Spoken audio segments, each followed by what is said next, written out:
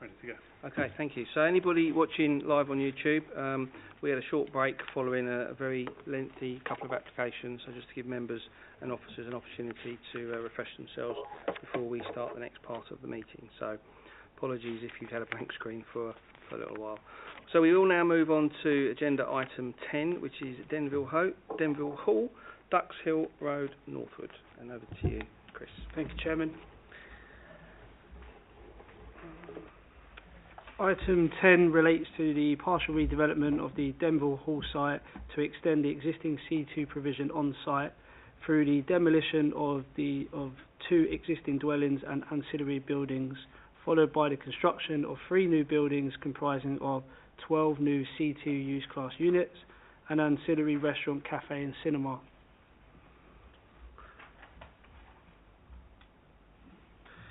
The site is located to the west side of Ducks Hill Road, approximately 30 metres north of its junction with Northgate. The site encompasses approximately 3.2 acres and is located within 1.2 kilometres of the Northwood Underground Station and Northwood Town Centre. The site is close to the Copswood Estate area, which is an area of special local character, and its tree-lined western boundary forms the boundary line with the Metropolitan Greenbelt. So you'll see that just to the west of this screen here.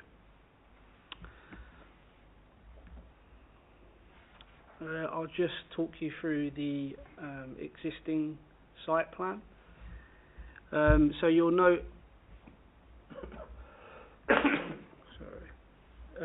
to the south of the site down here we have a Grade 2 listed building. The site currently accommodates a locally listed building, which is this building to the west here.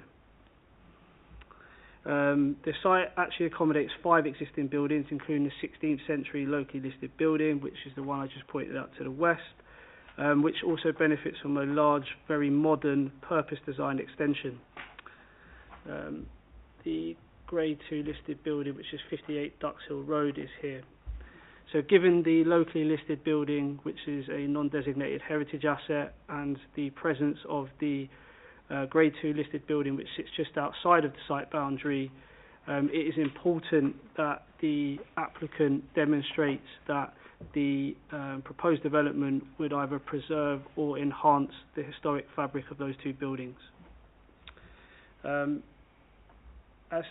I'll just walk you through some of the elevations, and then what I'll do is I'll skip to the end of the presentation, just where some of these photos are. So these are the existing buildings, so they're the elevations. So this is building A, building B, and these are buildings C and D. So building A, in a moment when I show you the proposed site plan, is actually accommodated within the area in which the new building A will be built. Building B is actually located in a similar area to where building B will be built. Buildings C and D actually almost attach onto the locally listed building and are located within the car park. So here you have a proposed master plan. You will see, I know it might be difficult, but you have building A down here, and this is actually in a similar location to building A before. You can see the relationship which that building will have with the the Grade 2 listed building, number 58 Ducks Hill Road. To the northeast you have building B.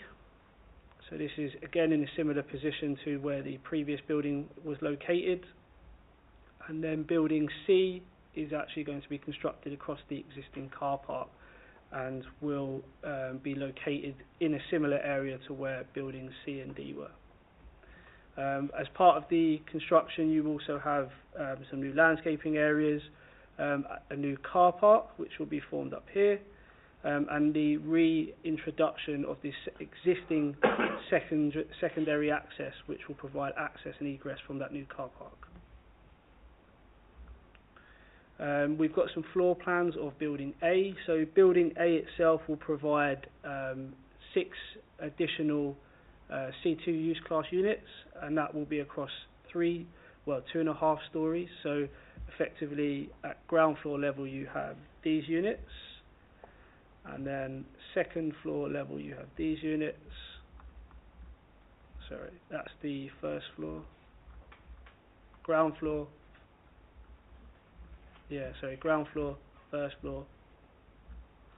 Okay, right, maybe I'm skipping a plan.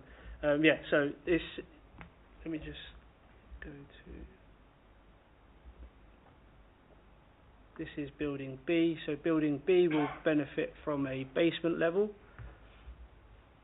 and which is there. You've got some assisted living accommodation at first floor and second floor level, and then you've got the roof plan there. And this is building C. So building C will actually provide a cafe / restaurant for existing and new occupiers only. It's not open to the general public, so it is an ancillary function to this development. Here's some outdoor seating areas and shown in front of building C, and then you've got the roof plan as well. So in order to provide some circulation space, the applicant stated a requirement for that to be covered. So what you see here is a covered walkway which will extend from building A all the way up to the former car park into the circulation space which will be occupied by building C. So that's the cafe area. What you'll notice on the elevations is that this particular building, which is building A, is quite a complex structure, and the reason for that is the applicant has tried to work within the constraints of having that the Grade 2 listed building to the front of the site. So you'll notice that this part is single storey, this part is 2-storey, and the applicant has provided a verified view which shows that the actual roof line of the building would not be visible from Ducks Hill Road, and that is to protect the setting of the Grade 2 listed building. So again, this is an elevation. You'll also note that the material types for both the upper and lower floors are the same. That effectively camouflages the building into its woodland setting. So here you've got a building B, side elevation, front elevation, side elevation again, rear elevation. This is building C. You'll notice quite a lightweight structure. You have the locally listed building to the left. It's a lightweight structure used with some glazing so that you'll be able to see views through the building out into the courtyard which sits just beyond it. Again, it's just got the covered walkway now. So this is the covered walkway between buildings A and C. So here you have an aerial view of the existing development. So you have the locally listed building here, and here you'll note some photos of building A, building B, which is this building here, and this is the car park in which building C would be sited. You've got some photos of the garden which sits just beyond the car park. Building C would be constructed along here, and you've got some views of the main entrance. So as stated initially, there are some ancillary proposals with this development. Part of that includes the amendments to the front entrance, so this entrance would actually be moved slightly to allow for a turning head which would have previously been held within the car park.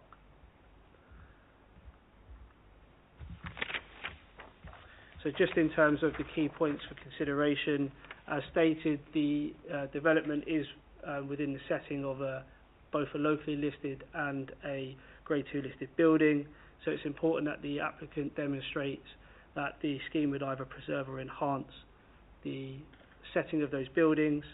The applicant has designed the scheme to pay respect to both the locally listed building and the Grade 2 listed building, so we feel that the scheme does preserve the setting of those buildings. The applicants entered into quite lengthy dialogue through the pre-application scheme to ensure that, one, the materials and the design of the development is considered to be acceptable. You'll note in the committee report that the application has been reviewed by both the Council's Heritage Officer and also Historic England. Neither of those have raised any objection to the development. Just in terms of the highways impacts, it's noted that during the public consultation, residents did raise concerns with the length and width of the secondary access point. It's important to note that that secondary access point is an existing secondary access point. Highways officers have tested the width, which extends from 4.5 to 6 metres, and are satisfied that two-way vehicle and pedestrian movement could be achievable. Upon that basis, officers' recommendation is to approve the scheme. Thank you, Chairman. Okay, thank you very much for that, Chris. Mandy, did you want to come in for a couple of points? I just wanted to clarify, so this application is for additional care home provision. So Denver Hall is an existing retirement home, so this is much needed accommodation. And I apologise if it's not drawn out in the report, but it is for additional care home facilities. We've obviously had a care home recently come to planning committee, but before that we haven't had them for a while, so it is much needed accommodation. In addition, this applicant, unlike some, have been through an extensive pre-application submission, so we didn't get the application and have to work through the proposals. It was very much something that was done through the pre-app phases, and there were lots of iterations because of the sensitivities of the heritage assets with the locally listed main Denville Hall and the property that's a statutory listed building. So it has, it's been shaped to be a better form of itself from when it first came in, but it has moved in positive ways. Thank you. Okay. No, thank you for that. Okay, no speakers' rights on this one, so I've got Councillor Bennett indicated. Thank you, Chairman. I think I just wanted to comment that when you go through the proposal and we're taking through it now, that sort of pre-application work, the lengthy dialogue that you referred to is quite evident. I think it's very in keeping with the area, something we really need. I'm happy to propose that we move your recommendation. Thank you very much, Councillor Bennett. Councillor Davis. Thank you. Yeah, it was actually nice to read. Everything I wanted was there. There is one slight thing that I'd like to add. The external lighting, can we make sure it's conditioned that it's censored? I think it's quite a nice wooded area at the moment. I'd hate for them lights to be on all the time. Yeah, I'd be happy to second Councillor Bennett. Thank you. Which condition was that? And it was. Is it a new condition? No, it's in the landscape in section 21, and then it's 2C. Thank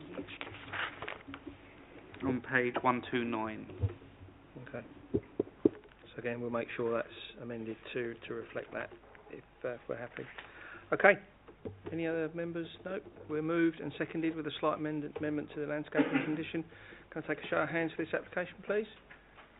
That's unanimous. Agenda item 10 this evening is approved. Thank you. Right, we are now going to switch orders a little bit because we've got a couple of people I think interested in the Murray building. Agenda item 14. So rather than keep you guys here longer than you need to be, we're going to bring forward agenda item 13. That's it. You've thrown me there, Mandip. Sorry. So we're going to bring forward Murray Engineering, Silverdale Road. We're going to bring that forward, and we're going to hear from Andrew, who's going to take us through agenda item 13.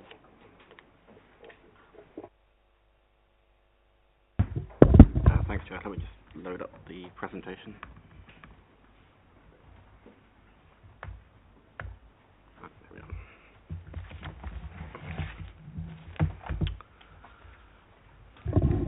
So this proposal relates to the demolition of an industrial building and redeveloping the site to provide a mixed-use residential and industrial development.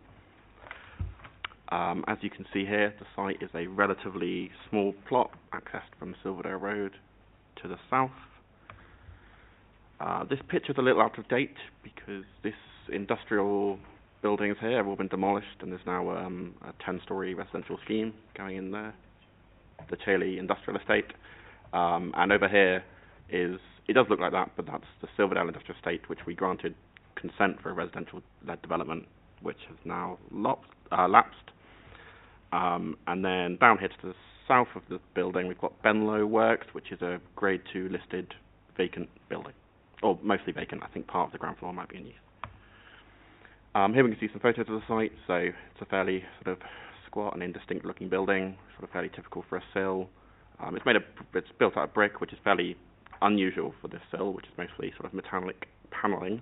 However, you can see here that that's kind of matches up well with Benlow Works to the right. In the background here, you can see Chelly Industrial Estate, and over here you can see the highest element of it, which is 10 stories, as I mentioned earlier. This is the constraints plan, but unfortunately this is also out of date. So the yellow that covers almost the entire site there shouldn't, in fact. So, as I say, this whole square here is not within the sill. Oh, sorry, the yellow indicates the strategic industrial location. So this here is outside the sill. This plot here, following this boundary line here, that's all outside the sill. And this Benlow Works and its surroundings have also been removed from the sill. So kind of just picture this yellow line following this road, Silverdale Road up there, and then underlapping over here. As you can see here, so it's a fairly restricted plot size, and the proposal would occupy most of the plot. It does benefit from relatively good separation distances in all directions, and there's over 21 metres between all habitable room windows in every direction, which is obviously welcomed. Here we can go through the plans. So at basement level on the left and at ground floor plan on the right, we've got the re-provided industrial floor space. And here you can see the cycling for the residential, which is included in the basement. And you can just about hopefully make out there's 2 lifts serving this core going right the way through the middle of the building. First level and above, there are residential units. It's a fairly typical plan. You've also got this podium amenity space to the rear here, which also includes 30 square metres of doorstep play space. The floor plans are pretty similar, going up through the plans. You've also got on each level a small sort of terrace here, communal terrace for everyone's use, and you can see that everyone has access to their own individual balcony at the front of the building as well. The 5th floor, the top floor, is set back, both for urban design terms and also to provide extra amenity space in the form of roof terraces here, and you can see that translated over into this plan.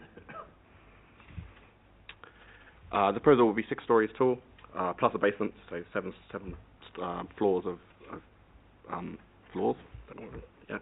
It's got fairly distinctive rounded arch forms, roof forms at the top here. You can make out, it comes through better in a picture later on. But that is basically, it's a sort of a nod towards the Grade 2 listed building opposite. So if we're going through the elevations, you can see here this is from the east, and this is it in the context of what will go forward. You can make out Chelly in the background there, which has been built, which is, as I say, was 10 stories.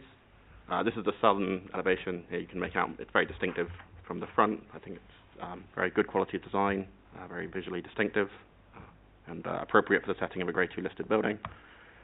And here we are, we're going through them, and this is, again, Chelly Industrial Estate to the left, and this is Benlow Works to the right. And here you can see the section, which is, as you can see here, these are the 2 floors of industrial floor space, and then the residential uses above, and the sections either side. I'm just going to go through some CGIs to get a better picture in your mind, because those plans are difficult to read. So this is you can see this is the existing building. Tried to be roughly lined up where the CGI was taken from. They've actually underestimated the impact of Chelly, I think, shown there, because it's slightly bigger in real life. Here's probably the best angle to view the scheme from. I think that's quite a high quality design. You've kept the ground floor as an industrial use. The materiality, I think, is very good, and I think it marries up well with Benlow Works, and it's definitely an improvement over the existing building at the moment. Just going through, this is the other direction from Silverdale Road. You can see that this side mostly avoids windows. That's because this is the lift core. Obviously doesn't need windows. There are windows along this elevation, but they face sort of, as you can see here, down Silverdale Road rather than looking out over any other units nearby. And this is from the north. The building work was still going on, so I couldn't quite get far into that site, but you can sort of see roughly where the image would be. Like this is the grey building there. Yes, the grey building shown here. And these are the obligations associated with the scheme. They're set out in the report, but essentially the scheme delivers a number of benefits. I think the one worth highlighting the most is the provision of 36% affordable housing by Have Room, which is obviously very welcomed and exceeds the fast track target, which means they don't need to assess financial viability. It's also a brownfield site. It's in a sensible location near to the town centre, and in general, the scheme is recommended for approval on this basis, subject to the conditions and obligations in the report. Thank you, Chair. No, thank you, Andrew, taking us through that. Again, no speakers' rights on this, no petition, so we can go straight to the debate. Councillor Dott. Thank you, Chairman. This similar planning application was refused in 2020, and one of the reasons was refusal, a loss of employment. Is there any provision in place like this time to secure some employment for Hillingdon residents or something like that? Andrew? Yeah, I got that. Thank you. So the ground floor and the basement, we provide the same, a slight reduction, I should say. It's sort of a reduction of about, I think, 10 square metres from memory in floor space, but the quality of the area that they're re-providing is much better than the quality of the existing building. If I sort of show you, you can see it there, I guess. I mean, it's utilitarian and it's a very old building, so whilst there is a slight reduction in floor space, there is still a re-provision which we consider is compliant with policy. Okay. Oh, both at the same time there. Who do I pick? Go with Councillor Bennett. We go alphabetical. Thank you very much, Chairman. I really like the design of it. I think it clearly a lot of effort's gone into making it in keeping with the area. My position here is not to question whether people would want to live on what is an industrial estate and the commercials of that. I guess I assume the applicant has done that work. But the light industrial use of the ground level, how do we define light industrial? If we're going to have 3 or 4 floors of people living above with balconies, does that stretch to anything that would be particularly polluting, either from a dust or a noise perspective? And how concerned are we that we've got that kind of sewn up? Great question. Who? Yep, Andrew, thank you. That's a very valid point. And so it's a difficult site to develop, as you point out. It's right on the edge of the strategic industrial location, but all the sites around it are coming forward with residential. So it's basically an outlier left on this the edge of the sill. There is a noise condition within the recommended decision notice, which sets out both levels of noise to be achieved internally within the residential units above, as well as setting maximum restrictions on the noise within the industrial floor space re-provided. So we've sort of got a double whammy there in terms of noise protection. I will say that one of the conditions that we've got talks about the use classes that are allowed in the ground floor and basement, and we have got B2 and B8 as acceptable uses. Now, that ET3, which is light industrial, is by definition industrial uses that can be carried out in a residential area. So on the basis of that, you would assume that it would be fairly compatible with residential uses close by. B2, which is heavy industrial, is the definition is industrial uses which cannot be carried out in a residential area, and therefore you may want to consider whether or not B2 and B8 should be removed from the appropriate uses to safeguard noise,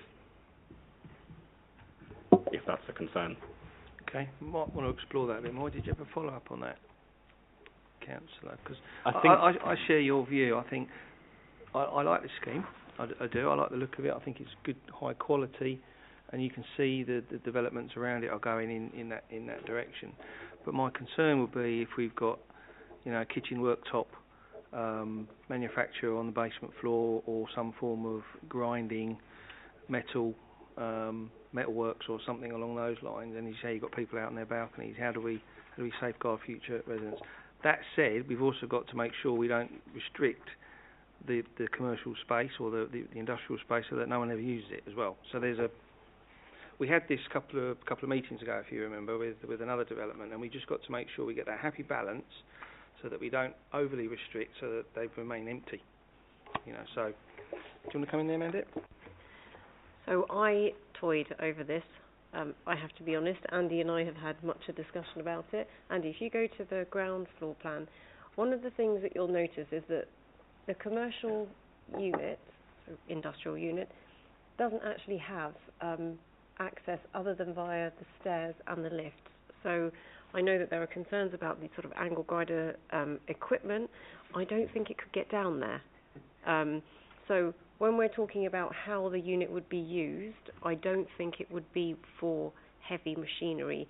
Others are not convinced that you couldn't get something in there, but I just don't think you'll get that much in there. There aren't overly generous floor-to-ceiling heights either, so I think it will be a lighter use, and I'm not in favour of diluting the uses because I don't think they'll find a tenant. They have struggled to find a tenant for this unit for a number of years, and it's had an open commercial use.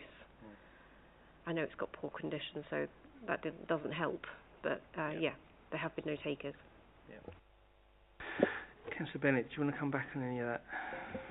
I mean, just on your point there, that's quite eye-opening, I guess, if it has been open to all types of industrial use and they haven't managed to get somebody. You have to question why this isn't residential as well on the ground floor as part of the application. Do you risk approving a very attractive development in an area full of residential and people move in and then they just have a vacant premises at the bottom? I think that's the nature of the seal category, isn't it? It is. Yeah.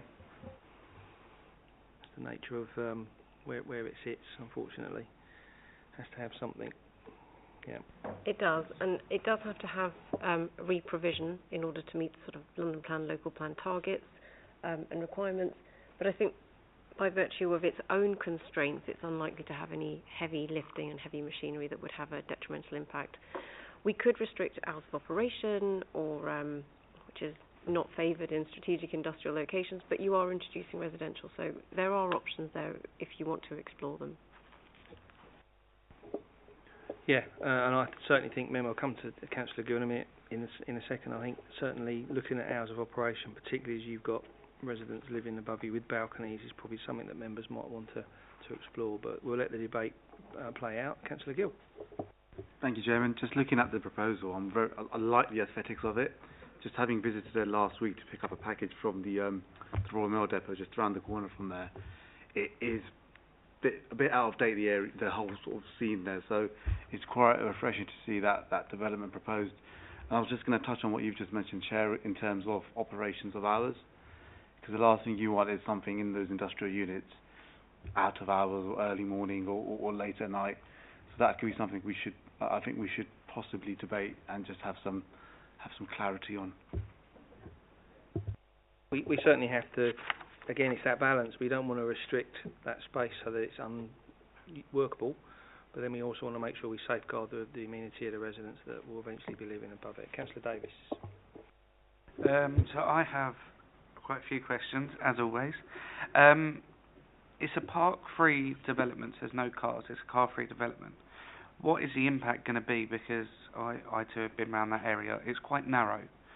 So is there anything we can put in place to ensure that there's not an influx of cars parking around there? Or do we have anything in place already? That's one for Alan. Sorry, Alan, I'm making Highways. Thank you, Chairman. The committee could consider requiring a obligation to fund parking restrictions should difficulties arise. Oh, yeah, you can come in. I know you was looking to come in at some point. So That's right. That's already in there, basically. That's already been. We've got head of term on Yeah, that. yeah. Okay. It's 15,000 contribution. Okay, so we've got that. Councillor Davis. I have another question. So I couldn't see anywhere for bikes for the residential. I might have skipped that. It's actually all contained within the basement, so that's why there are two operational lifts. Right. Okay. So So yes, can make all that that. out. Good question, though. Yeah. Yeah. I have another question. Go for it. If I may. So I'm very much the same with the industrial units down below. Can we impose it can't be no retail outlet or anything like that?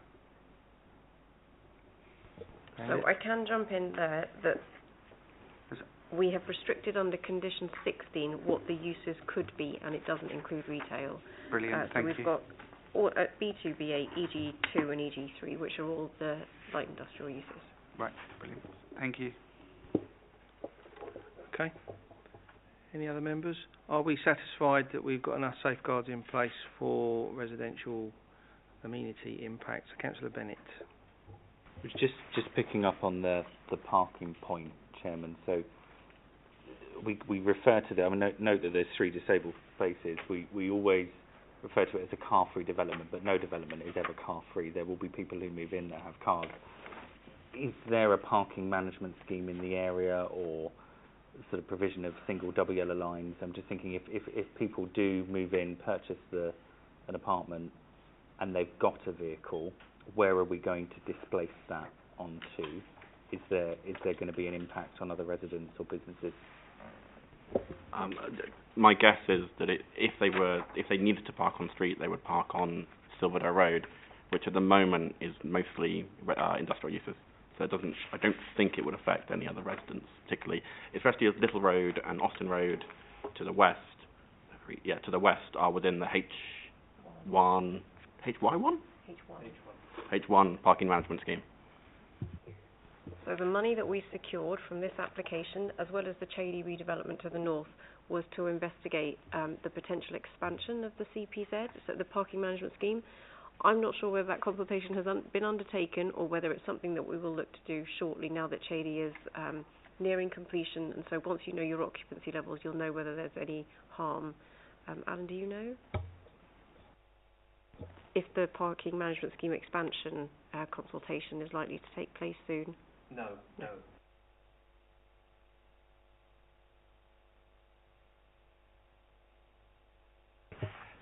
I could add, Chairman, that the site is situated on the edge of Hayes Town Centre with excellent access to facilities, shops and transport opportunities, and we're also taking a contribution for an extension of the Santander bike hire scheme.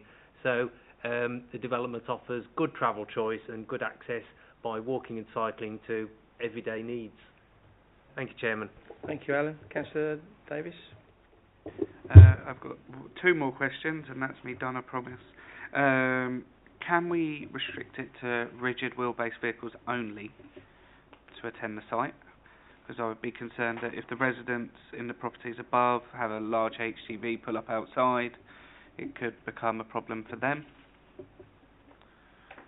And my second question, I just need a bit of clarity on how it works. Is the asbestos management plan? So it's quite an old building. I would have concerns for the new developments behind. Are we doing enough to protect the new the dwellings behind it with the asbestos plan? Bit of a curveball, guys. Sorry. No, take it away. You do like curveballs. I will have to ask Alan's feedback on the rigid wheel-based vehicles. Now, is that does that relate to a specific site? So I know about OGVs, HGVs, and then there are the bits in between. I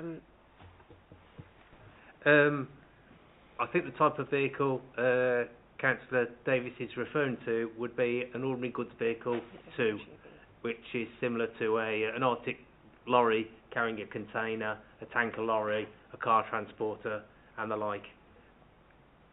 Okay. Thank you, Chairman. So is there an opportunity to put that in a condition that says we would only have rigid wheel-based vehicles, which is non-articulated vehicles? That is a condition that the Highway Authority would certainly support. Okay. I'm not sure, Chairman, if previously we've done it by weight of vehicle, which would be 17.5 tonnes. I can remember examples. You can get 3-axle rigids go up to 32 tonne. Yeah. Yeah. So 17.5 tonnes would be appropriate. I think would that be something for you to take away and come back with? I think just to rather than let's do some proper look into it and see what, because what I want to do is restrict, any servicing or delivery to this site as well. So if we can have a look at that. Yes, certainly, Chairman. Come back with that. I'll happily delegate that to yourselves. And the asbestos management plan piece, is that a new condition, or is it we need to beef up an existing condition? It's usually an informative, but it's not here. No, it isn't. So it's normally an informative. Okay. So we add an informative. Happy for us to add the standard asbestos informative. Thank you. Okay. Point I wanted to pick up is on the basement. I understand. if you can, yeah, please go ahead. The floor is yours. Sorry, so just to clarify that an asbestos survey and management plan is within the condition for the construction logistics plan. So it doesn't need to be a new condition. Okay, that's even better. Thank you. Well recovered, Andrew. Okay, so my point was around the basement. Is there an existing basement, or is this a new basement? So do we need to condition the basement for all the relevant things that can happen with the basement, flooding, and all the other construction pieces? Because I know we have done that in a lot of developments in the past. I do think that would be sensible. I have noticed that there isn't actually the standard basement impact assessment condition imposed, so it would be beneficial. It's not actually something that the flooding consultants have actually commented on. Right. Yeah. Okay. It might, because of its location, might be just sort of fairly straightforward. I know normally it's with smaller developments, isn't it, where there's flood impact. So I think it'd be worth just to have that in there, just to sort of give ourselves comfort that that's covered off, and you guys are all over it. Okay, good. Right, hours of operation. Thoughts, Councillor Davis?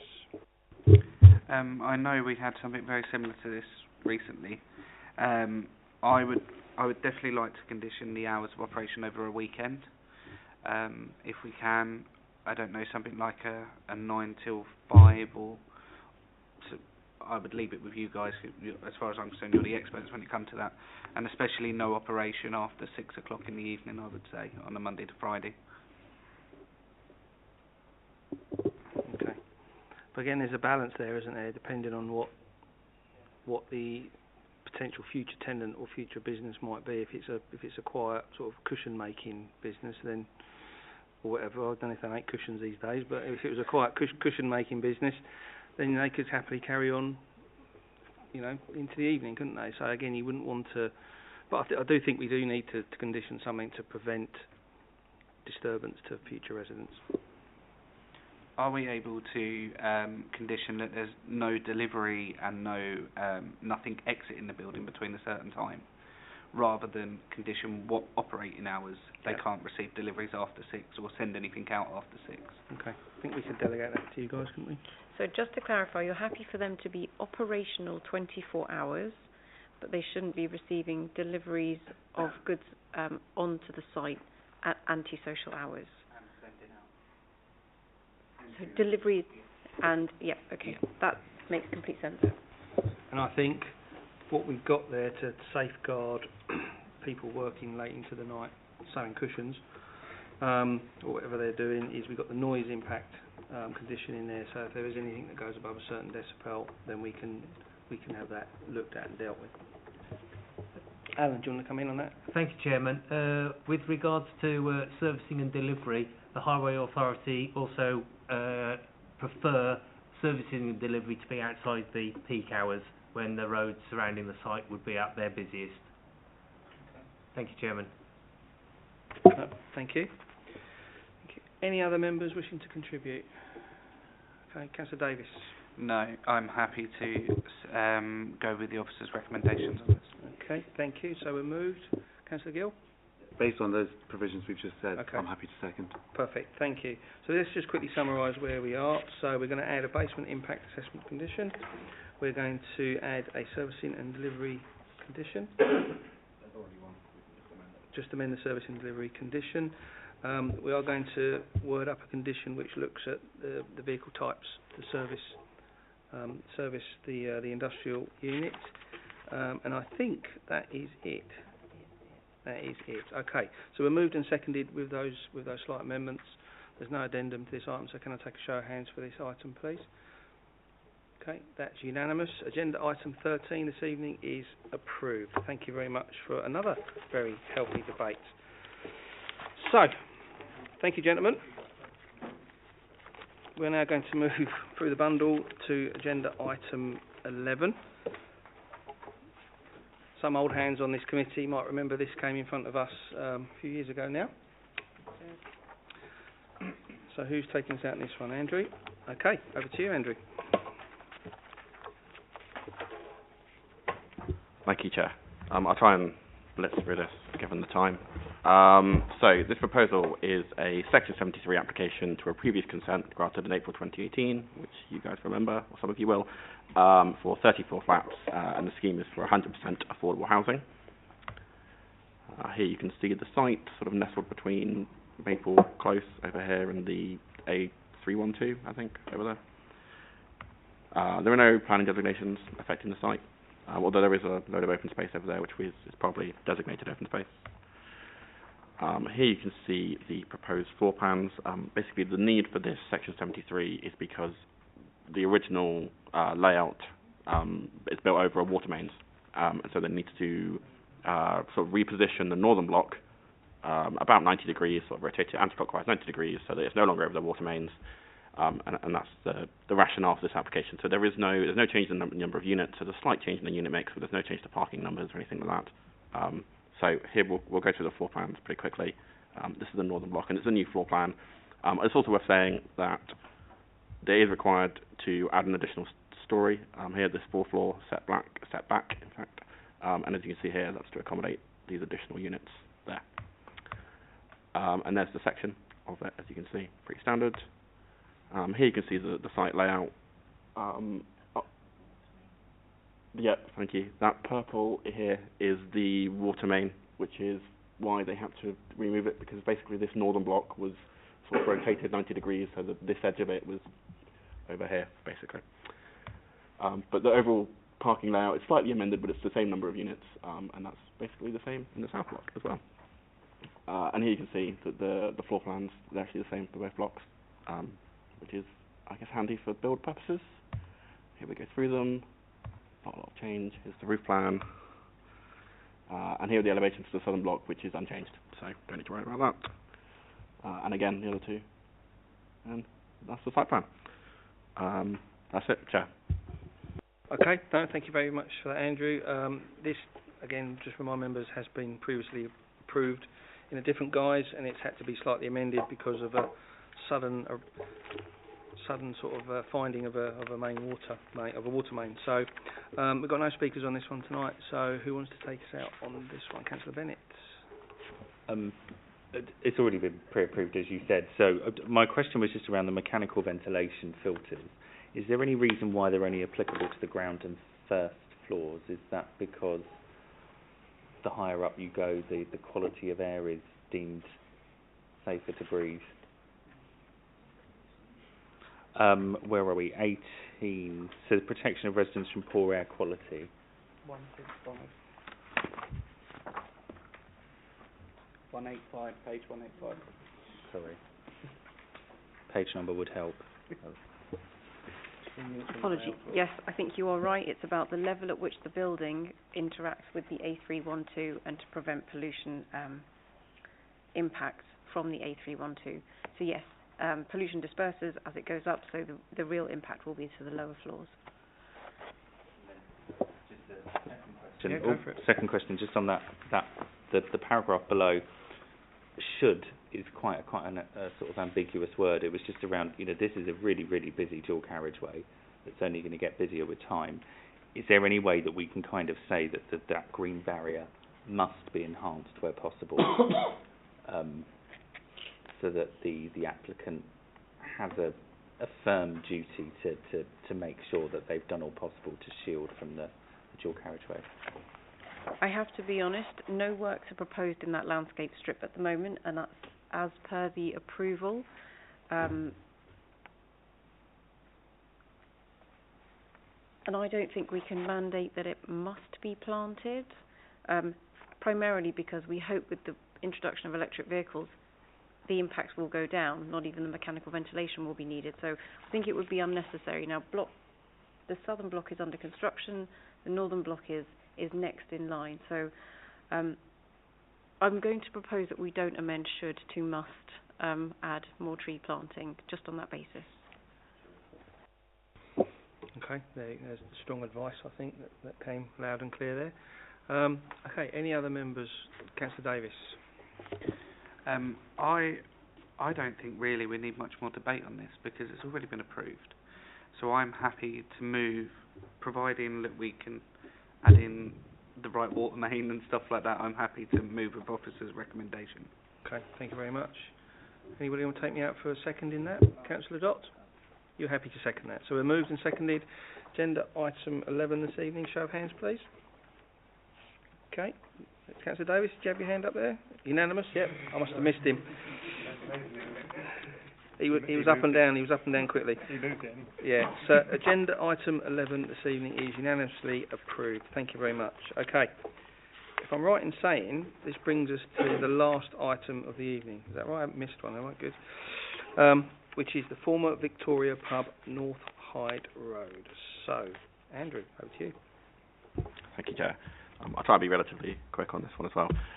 So the application relates to the former Victoria Public House, which is now in residential use for 7 flats to the front, and there's sort of an industrial commercial area to the rear, and a sort of third of small sheds. It's proposed to be developed for a 38-unit residential scheme. As you can see here, the site's slightly irregular shape.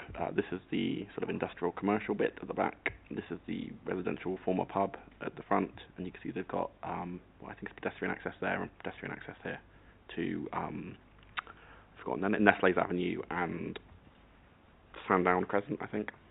Not even say it there. Yeah, it does. Here we can see that the site doesn't fall within any planning designations, but it does fall quite close to Hayes Town Centre, the boundary of which starts somewhere slightly north of this site. Here you can see the site plan. Basically, the proposal is to have it in 2 blocks. There's this northern block here and this southern block here. As I said, the proposal is for 38 units, and I think it's divided evenly. Is it divided evenly? Yeah. Sorry, and that's the same plan again. Here you can see the proposed first floor plan across the site. I'm just going to sort of flick through these, give you an idea. There's a second floor plan. Here you can see that there's 2 wheelchair accessible bays, but other than that, the scheme is car free. Here we can see the third floor plan, and there's the roof plan. So you can see they've got green roofs and PV panels indicatively shown there. And here are the proposed elevations. This is the scheme here, so it's 4-storey there, and you can see like the existing properties over here in the area. And that's sections to give you a sort of and that same idea of the cinema approach. Here we can see the site is relatively well landscaped. You've got private gardens for some and balconies and terraces for others. This is a sort of home zone type thing, which is mostly for play, but occasionally for access for these wheelchair vehicles here. And you see relatively good urban greening across the site, especially given that the site at the moment is completely hard standing. And here we can just go through the floor plans for the southern block. It's a much more simple design, and so you can manage to get dual aspect dwellings basically on all the way around on these, which is welcomed. Here you can see the elevations. Let's get one. No, there's the elevations. There's the floor plans for the northern block. That's the ground floor plan, and that's the first floor plan. You can see the ground floor plans have access to sort of private gardens here. It's quite nice. And then you've got these floor plans. They've all got access to balconies at the top, and then there's a green roof right at the top there. These are the elevations for the northern block. Pretty similar design, sort of slightly steps up in scale, and this top floor is set back, but fairly similar in design to the other block. And here you can see the site in its context. This is, as I say, the industrial area. This is the access into Sandown Crescent, and this is where the main access will be from North Hyde Road. The proposal makes good use of a brownfield site to intensify residential uses near to a town centre, and on this basis is recommended for approval. Thank you, Chair. Okay, no, thank you for that, Andrew. Right, for the last time this evening, I can say we'll open this up for members to debate. Councillor Davis. So, thank you, Chairman, sorry. I have 2 concerns. One on the lighting sensors again. Can we get that added? I couldn't see it, so if we could add lighting sensors. And my second question would be to Alan. Is there anything we can do to control the number of vehicles on North Hyde Road entering that site, construction vehicles? Because that road is already highly congested as it is. I would be concerned that we've got large good vehicles waiting or parking to get on there. And I was looking, I can't see it, so if it's in the report, I apologise. It'll be in the construction logistics plan, but maybe, Alan, if you could just give the committee and Councillor Davis your insight into that. That'd be great. Yes, thank you very much, Chairman. We have good resources back in the office with regards to what we expect construction logistics plans to contain, and when we receive them from applicants, we cross-reference them with our own references and the guidance given by Transport for London. So it's at that stage that these sort of matters would be picked up. So I'm confident that Councillor Davis's point would be addressed and captured. Okay, did you want to come back, Councillor Davis? Thank you, Chairman. Yeah, I found the section, so I do apologise, it is there. But there's no times, so this road is always busy during peak times. Can we condition the delivery times? Thank you, Chairman. Yes, as I mentioned on the earlier application, in-service and delivery plans and construction logistics plans, the Highways Authority asks that they're done outside peak hours, and when it's with regard to schools, outside school, outside the start and finish of the school day. So in this case, outside peak hours. So what you're saying is that you'll deal with that when the plan comes in and ensure that those points are safeguarded. We'd be looking for that okay. before we would discharge the condition with regards to Okay. construction logistics of delivery plan. I see Councillor Davis nodding you, there, so that's good. Okay, Councillor Bennett. Thank you, Chairman. My question was just around access. So the site obviously runs down to Sandown Crescent. And did you say Nestle? Is it the road, Nestles Avenue? Is that definitely pedestrian access? Is there no way, based on its size, that it could ever be used for vehicle entrances? Or so could they look like certainly Sandown Crescent, a very narrow road? I can help you there. So Sandown Crescent at the moment is actually the vehicular access into Sandown Commercial Estate. It's a precarious entrance and exit. It's only one vehicle at a time. The proposals would stop that entrance at Sandown Crescent, as well as stopping up any access, pedestrian or cyclist, at Nestles Avenue, so it would become a secured site. The Sandown Crescent access, however, must be maintained for a substation access, so it will always be accessible, but purely for the substation. The only pedestrian and vehicular entrance into the site will now be from North Hyde Road. The initial proposals had a pedestrian link going from North Hyde Road up to Nestles Avenue, and it just felt like an antisocial behaviour hotspot. So we have worked with the applicants and Secure by Design to make sure that the site is now secure. It would be great if perhaps some of the sites to the west came forward to maybe look at providing pedestrian access, but it's not that far to walk around. So I think security is probably better than accessibility on this instance. Thanks. Thank you. That's good to know. But there was just another question on parking. So we've got 2 disabled parking spaces. Is there provision for any more? And I guess it goes back to the point I made on the last agenda item around car-free development. If we've not got 38 parking spaces, I don't think everyone's got 6 cars like Councillor Chandale, but you're going to have a few. Is what's the parking management scheme in the area nearby? Are we going to displace people onto roads, parking outside other people's houses? So in this instance, this is in the parking management area, so no one is eligible from day one, unlike the other site at Silverdale Road, to apply for a parking permit. So anyone that purchases this property will not be eligible to apply for a permit. There are 2 disabled bays shown on the screen at the moment. When the application came in, I think there were 4 or 5 shown in the area which is now classed as a home zone. Because we want to ensure that there's a maximum amount of space on site for the community that you're creating, we ask that they were removed from the plan, but should demand require, they will be re-provided on site. So it would be to the south of the little green rectangle. There were 3 bays laid out, so they would all be unrestricted. So there is provision for growth. Thank you. Okay, is that okay? Good. Okay, any other contributions from councillors? Councillor Gill. I like the proposal. I think it makes use of land that's not being utilised. So on that basis, I'm happy to propose.